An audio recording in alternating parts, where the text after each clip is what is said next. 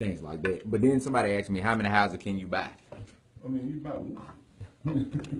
I mean, you know, and I think honestly, it's a good program just for the simple fact of, you know, everybody speaks on how the city looks or how neighborhoods look. This would be a perfect time for you to buy land for an extremely cheap price, and you can do whatever you want to do with it in terms of making it look better and helping our neighborhoods, and that's where it all starts. That's right. You know. That's right.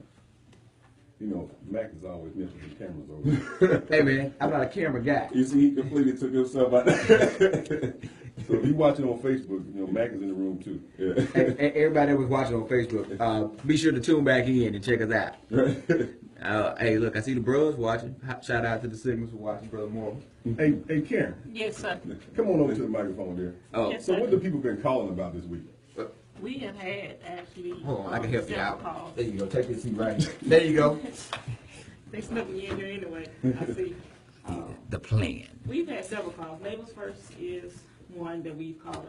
I have a list. I have a laundry list of people who really want that list. They want to be able to get it as soon as it comes out. I know we have the training that you said is going to be on the 2nd, but the list actually comes out on the 15th. Is that right? Mm-hmm. So we can call about that. We had an issue over the weekend with the Westchester Hills. I had, Right. Monday, I think I had like 50 calls by 10 o'clock. All right, so Westchester Hills. Yes, I'm glad you brought that up. yes. If the city closes the street down, do not move the cones, do not drive Yes, around it, please. do not move the barricades so you can drive through because you don't want to drive around. It's for your own safety. The neighbors over there had to pull 3 people out the ditch because they drove down the street and their car fell over in there. So make Yes. sure if the street is closed, it's closed for a reason, for your own safety. Because the pavement was weak. It was steady caving in Right. as people drove over it. And they had to pull folks out the ditch, School buses couldn't come down. all this kind of stuff. So if the street is closed, make sure that you govern yourselves accordingly and not try to do something other than what's posted out there. Right. I got I had an issue yesterday, y'all. What happened? What happened? I got to talk about this. It's an interesting one. Please talk about it. I want to hear it. I was on the phone when this issue came up. I wanted him to bring this to the light. We have to have some civilized training in the city of Jackson. Like, this is how you live in a city. Now, I thought I'd seen it all. Like, I've seen people do some crazy stuff. Right. Right. So I'm driving down the street yesterday, and I see a brother washing 2 horses in his front yard in a neighborhood.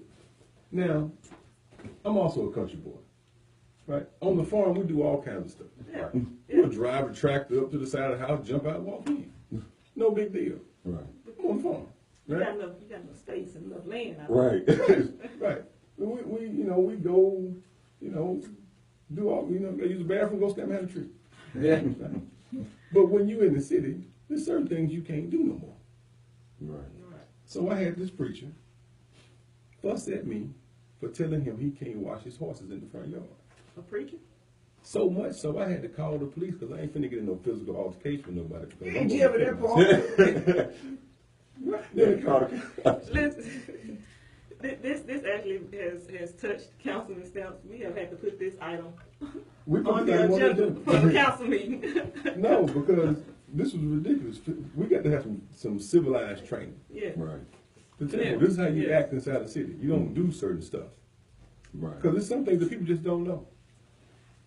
And they feel like just because they pay their rent, they can do what they want to do. Wow. So we got to train some folks up and hold some folks accountable. So the rule for the city of Jackson is if you want horses, you got to apply for a use permit. And then the zoning department will give you a use permit to have horses on your property. But does it still let you wash them in the front yard? Well, but you got to have several acres of land. Oh, okay. So You can't just have, We living like right up the you street. can't have 0.3 acres. Right. Like in my neighborhood, 0.4 acre. And you have a Wow. bunch of horses in your front yard. Wow. And Come then to they go find to out, Walmart. he told me he was a taxpayer and everything. Come to find out he was a renter. He don't even own the He property. didn't own the property. I called the property owner, the property got pissed.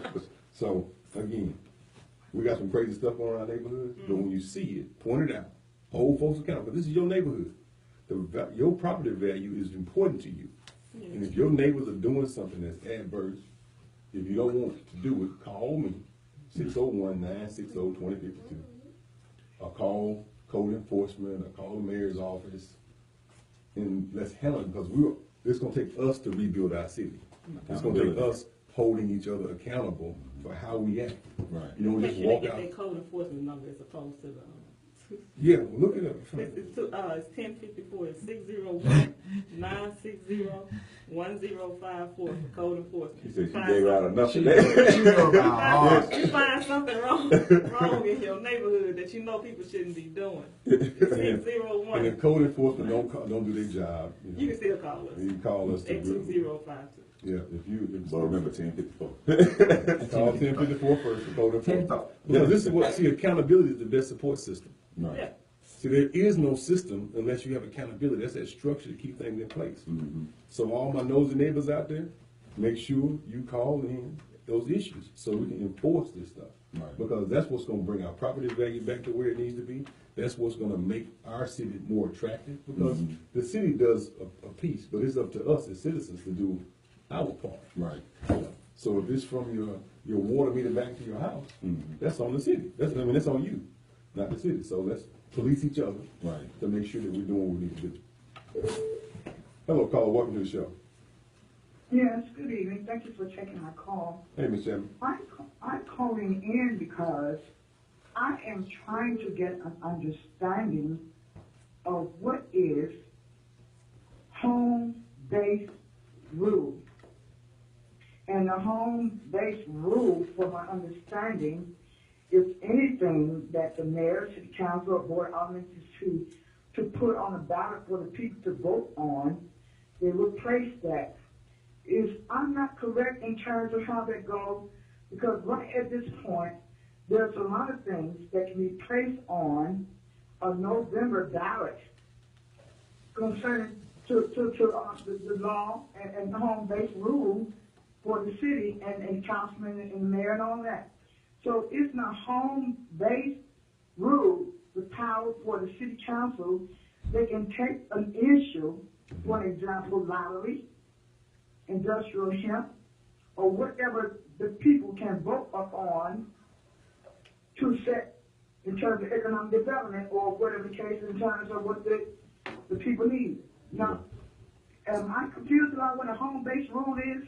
All right, so just so the callers, listeners can understand what she's speaking about is the home rule law, is the ability for a city to govern itself, or for a state to govern itself without any outside intervention. What happened in Mississippi around the late 70s, early 80s, before that time, most cities had more power, right? Well, when blacks and minorities got to voting and electing mayors and aldermen and council people and all that kind of stuff, the state pulled up power to the state level and took the power away from the city level. Like a city can't say, I want, a lottery, right? Or I want a casino. Excuse me. In doing my recent research, and doing what the status of what the home power rule is whatever this time, this space, that based upon the mayor's decision. If he doesn't agree, the city council or alderman, what they decide. It ain't in terms of what no. Let me just what is the power. Let me just answer the question a little deeper. What happened in Mississippi? The state wrote laws in the early 80s, which took power away from local governments and centralized that power at the state government level, so that they would have power to control more of the goings on in Mississippi. Right. And so that's what happened. So the citizens of Jackson can't vote for a referendum to say, hey, we want a lottery. That's important, right? If it was important to you, you can't do that in the city of Jackson. The state would have to do that. Right. If the city said, I want a casino, well, that would take state level intervention, Right. to approve that to happen. So that's where that came from. so she was right on one side, on the other side, she was just a little incorrect.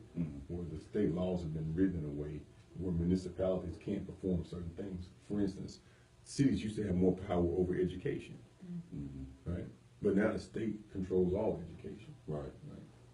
And that's been the way for a long time. So there are several things that state governments all across the country have pulled in.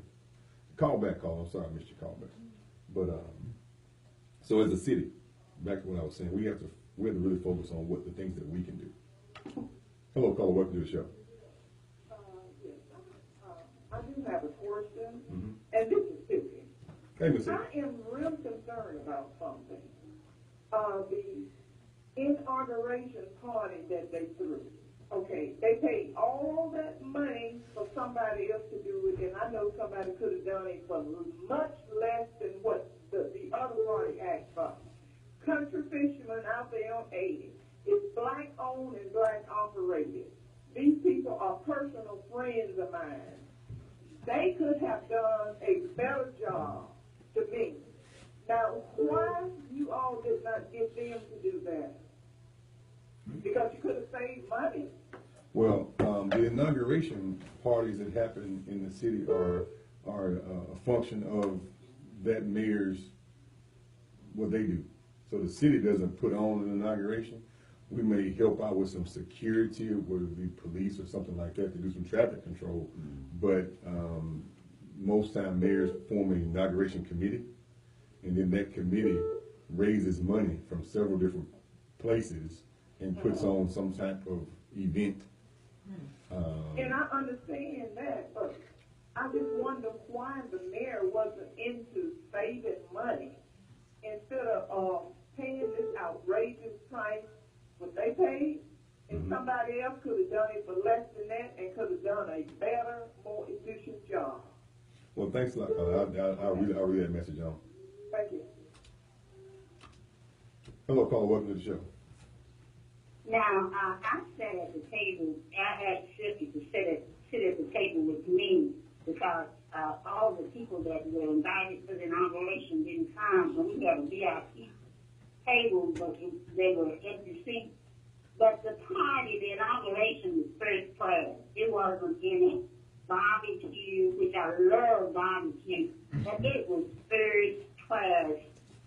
The type of inauguration that was given for Mary Yarborough couldn't be beat anywhere, and I've been all over the world to different events. So it was a very beautiful event. But the city didn't pay for the inauguration, as you said. Private groups paid for the inauguration, and obviously Ben Allen was one of the big contributors. Thank you. Thank you. So, as always, everybody, every week I come out here and open myself up. I don't even screen the calls, Karen. Hey, most politicians, they screen the calls and they say, hey, somebody over there answer the phone. And I answer right here and say, hey, what you got to say? Call me on there. So, it really, it really means, you open yourself up for the good and the bad when you do this process. So we're just going to keep going through it. Gives a little fuel to you. Right. Yeah, it need the juice you need to move on. Because sometimes, hello, caller, welcome to the show. Yeah, what's that? Hey, brother. Do you think the right put it in and pull that shotgun out on the little black man the other day over on Red Arrows? Do you think that was right? I saw that clip, brother. And Yeah, do you think that was right? my issue was there was a police officer in the gas station. Right. So you gonna pull a shotgun out, and there is a JP officer in the gas station? Right. Okay. I just said last week, if you put a gun in your hand and one of my JP officers is in your presence, that's a problem. Right. When you pick up a gun, now the whole interaction, when he first said leave my store, he should have left there in the first place. But pulling guns out on, and when police officers are there, hey, that's not what you put yourself in a bad spot. That man wasn't no threat. He wasn't a threat to this man, Sam. You saw that. The little man wasn't no threat to this man. Right. You set back up behind a little who wonder. The little man wasn't no threat to that man. He had no reason to pull that shotgun out on that man. So finally, he pulled the trigger. He put the shotgun out, so that didn't end him. All right, but thank you. Let me catch the next caller. The phone line lighting up. All right, thank you. Call back here. This phone ain't clicking right. Call back, Miss Chapman and Silky and Miss Benford. Y'all call back. There we go. Hello, caller. Welcome to the show.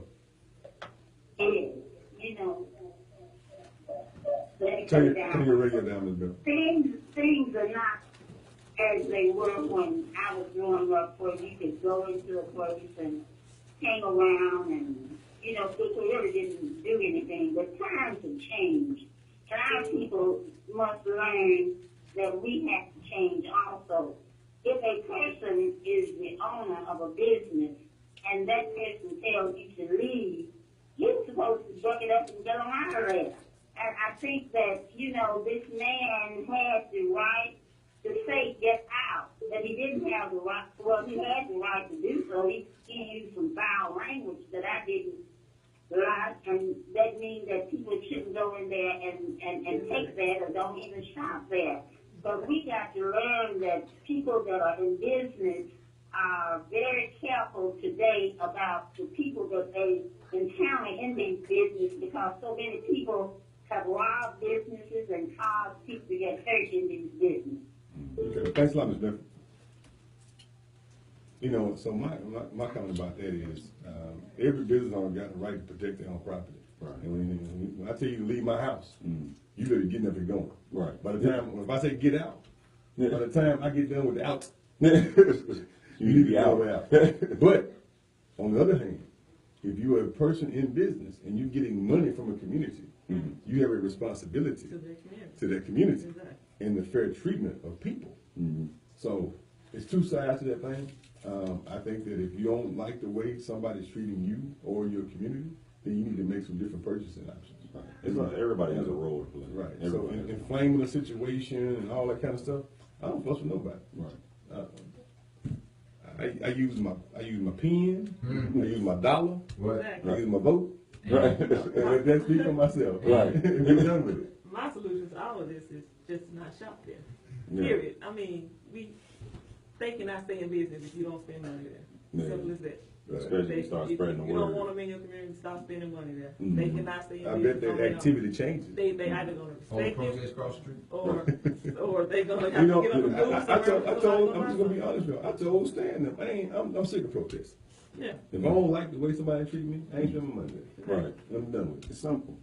All this marching, you know, I got it. It serves a purpose, Mhm. but I'm focused on the education. Right. That's why Sunday evening at 5 o'clock we're going to be over at Pastor Tommy Bell's church talking about moving money to Jackson-based businesses and moving money to black businesses. Like specifically, like we're going to have some insurance agents come, and if you got insurance with somebody that's outside of the city, you're going to change your insurance. You're going to withdraw your money from this bank to this bank. You're going to, I mean, so that's what I focus on. I focus on the actual actions and activities and those types of things, not the, the protest for 50 years. Right, yeah. You know, To somebody get called me you- today get you to open bathroom. and they asked me, would it be beneficial if we had, 10,000 people at the Capitol protesting about the flag? I said, give me 1,000 of them that's willing to change their insurance from some other insurance person to this one. Exactly. Right? Give me 1,000 folks that want to change, move all their money from this bank to that bank. And then let that bank who lost the money go do the protesting. Right. Exactly. That, You see? Exactly. Right. You know, That's they'll what listen the to people them. fight. right. Right. Let's go ask each bank which bank supports the Confederate flag, and the ones that do, move your money from that bank to the ones that support the flag coming down. Then you get some change. You don't get change. They sit there, they eat popcorn and watch you protesting downstairs. Look at those people. right.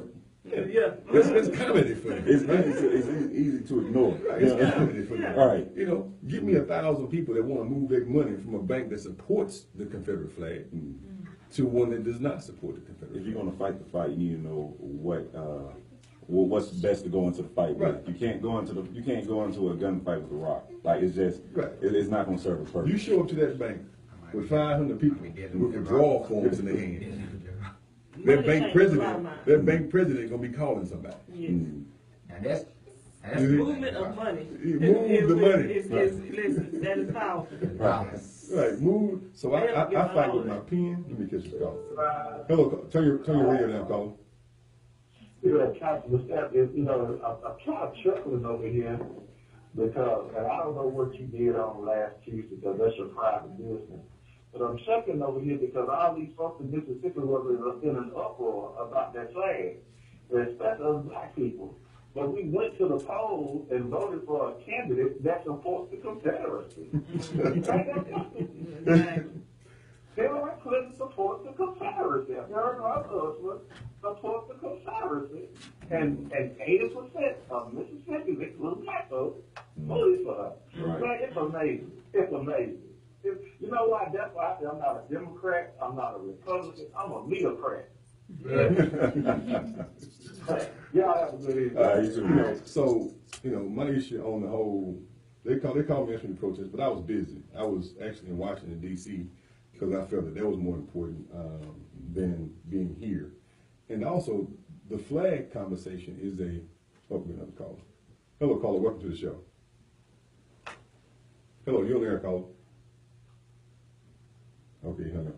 But at this point, my brother Carlos Moore, the attorney who filed a lawsuit, good brother, and I'll support him in his efforts. But as far as legislatively, the flag issue is dead for this year. All the bills about something to do with the flag have failed and been pushed to the side. Right. So I shifted my energy to the things that are still in play. We still got an airport issue in play. We still got some funding issues in play. We still got 20 bills that have been filed to tear down public schools in Mississippi that are still in play. So I shifted my focus to what's the targets that are still on the battlefield. Right. And that's a warrior in me, but I shifted my focus to what the things that are still on the table. And then once the session is over, we can regroup, reassess what we got going on, and start the fighting for the next season. When it comes back around again.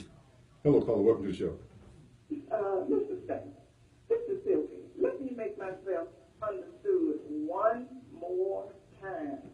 For a party like that, okay, I'm not talking about no barbecue or nothing like that. That's not even acceptable. The kind of food I'm talking about is the final foods in life. You talking about the mayor's inauguration?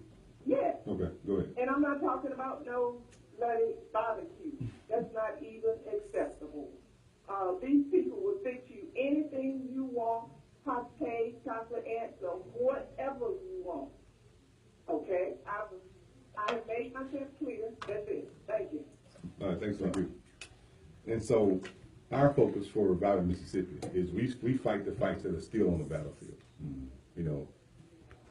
And when it changes, we'll shift and adjust. Right. But right now, Jason's leading the way on those 20 education bills, and he's at the Capitol every day pushing on those things that are expanding charter schools. They want to bring 9 more charter schools to JPS.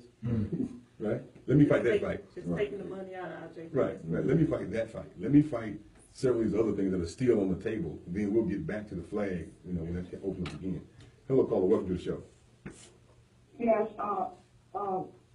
Councilman Staff, I don't need to be a nuisance, but it's so vitally important, that we get to understand how this home power rule works, because I did my research. There are some things that the city council can do under the power that they have.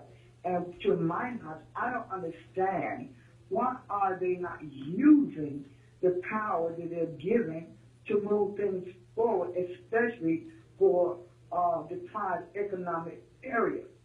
Now, what a committee you on, I would like to meet and let me know what time to show the papers from the election commissioner in terms of this power rule and how it can be used for the benefit of the citizens here for the citizens of Jackson. Okay. Because the way it looks right now, if the power rules are not used, Jackson's going to deteriorate.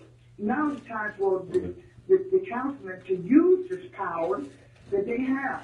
So what's for the Economic Development Committee?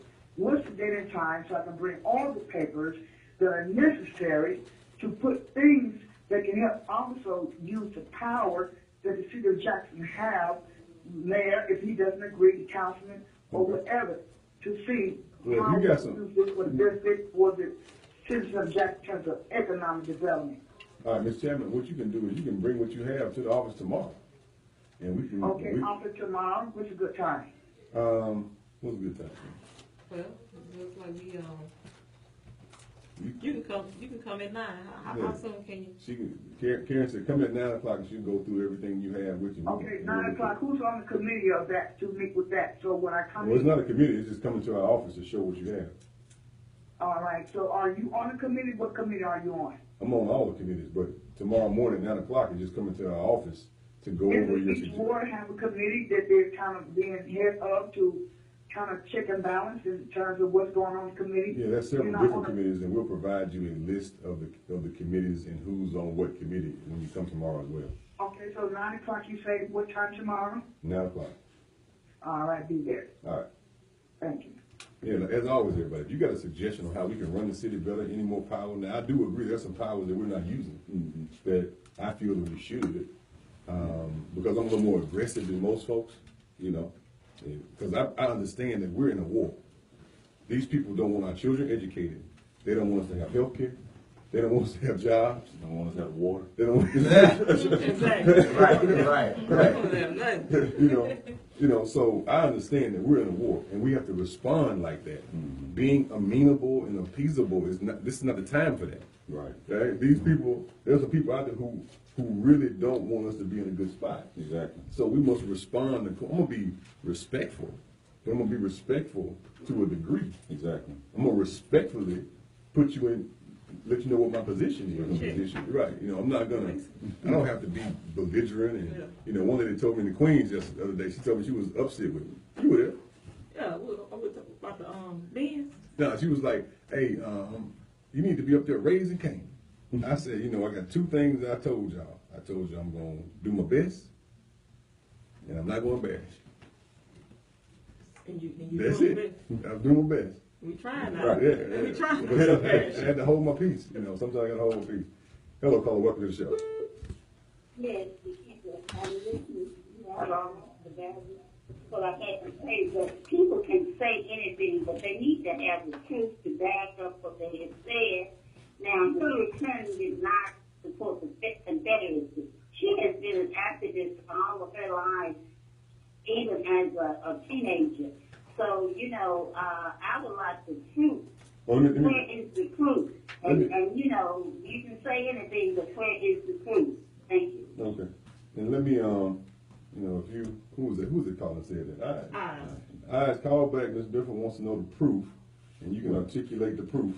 Well, you know, she did. I'm sorry. Go ahead. Go ahead. You know, she campaigned for Barry Goldwater back in 1964. He was running for presidency. Hello, caller. Welcome to the show. Hello. Councilman Steph, I'm gonna say this real quick. Everybody, Google Bill Clinton, Arkansas flag, and star. So Google Bill Clinton, Arkansas flag, and Confederate star, and see what comes up. There's your proof, right there on the internet right now. It is 100% true. The Clintons supported, commemorate the Confederacy with a star on the Arkansas flag. Right. Now let me ask this, Councilman Steph. Why don't we unleash code enforcement on all of these businesses in the city of Jackson that are not taking care of their structure, their structures are falling in shambles, their parking lots are cracked with grass, water. For instance, let's look across the street from the Metro Center where KJ Superstore used to be. Yep. That building is atrocious. The parking lot is atrocious. And we cannot bring businesses in those areas. If we unleash code enforcement on those businesses, one is going to clean up the area and clean up these buildings, but it's also going to look better, which also could bring business. And if they don't fix it, it's going to put more money in the coffers through fines. Okay. I think that if you are a business owner in the city, you have a fiduciary responsibility to take care of your property if they're looking like a dump. You understand? I got you. Thanks a lot. And so I need code enforcement on them. All right. And just for those who didn't hear what he said since he was on the phone, he was referencing when Bill Clinton was the governor of Arkansas, they championed to place a star on the Arkansas state flag to show respect to the Confederacy. And so that's the action that he's talking about, supporting the Confederacy. And but there's several things out there that people have done throughout our history. You know, even this whole, people talked about the governor for supporting Confederate Heritage Month, right? Well, every Democratic governor we've had has done the same thing. Right. You know, so when there was a Democratic governor, 8 years ago, 10 years ago, they did the same thing. Right. 4 years in a row. Okay, so we have to hold all those things accountable across the board.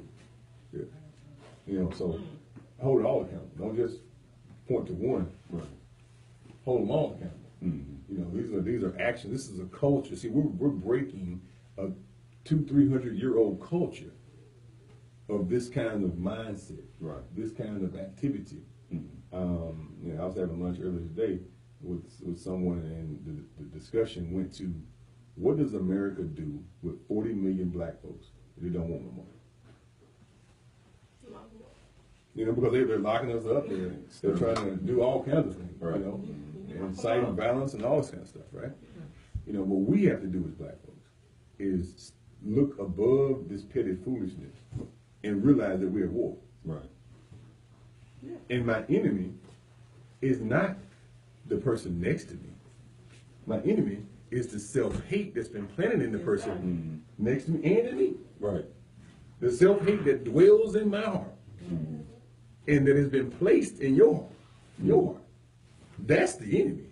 Right. Then the next enemy is the people who are oppressing us. All right? So me taking it out on you, or myself, or my own family, it's not what it happened. We need to focus the energy on the true oppression that we face. I know a few weeks ago I said oppression about 4 or 5 times, and somebody called in and said, I'm not being oppressed. I said, brother, you've been oppressed so long that you've normalized it. Right? This is not natural. The environment that we're living in is not natural for human activity. Right? We have to realize that we're at war here, and the person that looks like us, some of us have been used to perpetuate that war. Right. But other ideologies and other things are going on here that are above this just black on black. So that's why unity is our number one strength. Unity. Yeah, most definitely. That's why I don't get to ripping folks apart. Because also, the folks who are oppressing us enjoy watching us rip each other apart. Yeah. They invented, like an Right. animal. Yeah. Like They- National Geographic. They used to get amused with Mandingo fighting, Yeah. which became boxing, Exactly. you know, and all these other kinds of activities. Which became what it is, reality shows now. Right. They're the ones behind these shows, you know. But what we have to realize is then we have to do it for survival. Right. So what is your reason for doing it now? So y'all, you got parting words. You got 1 minute to go. Uh, D-Ray? Once again, I'm just happy to be here and happy for everything I've learned from y'all. And Jackson, let's do what we got to do to make this a better place. Karen? It's always great working for Councilman Stamps. He helps keep you on your toes. Y'all keep supporting him. Make an offer. Hey, keep doing what you're doing, and we're here to support you, my brother. All right. As always, everyone, never let anybody put you in a position where you hate your own people. Because when you hate your own people, you're part of the very oppression that we're trying to lift ourselves out of. Right. All right. I'll see you next week, Jackson. I love you. God bless.